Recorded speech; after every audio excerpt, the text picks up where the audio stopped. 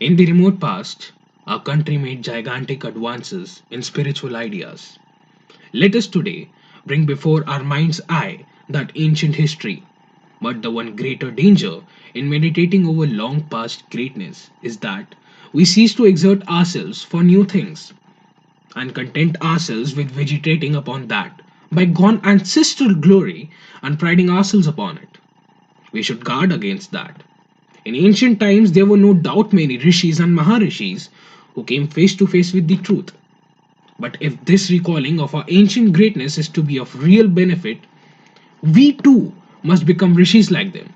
Why not only that, but it is my firm conviction that we shall be even greater rishis than any that our history presents to us.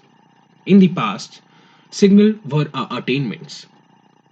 I glory in them and I feel proud in thinking of them. I'm not even in despair at seeing the present degradation, and I'm full of hope in picturing to my mind what is to come in the future. Why? Why? Because I know the seed undergoes a complete transformation. The seed, as seed, is seemingly destroyed before it develops into a tree.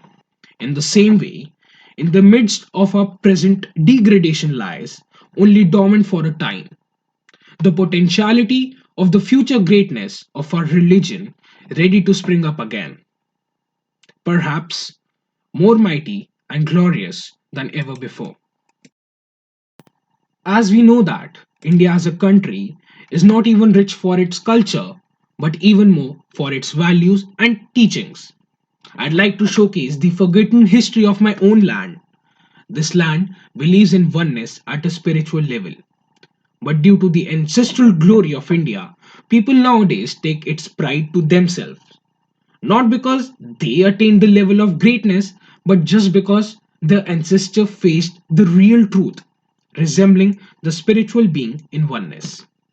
Can also be related to casteism in India, that the one of upper caste stays at top, not because of their actions, just because of their ancestors.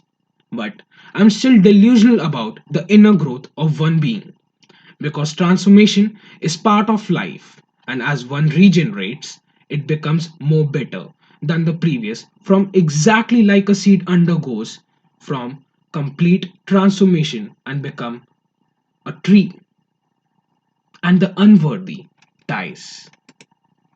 Thank you, Shubhra Arora.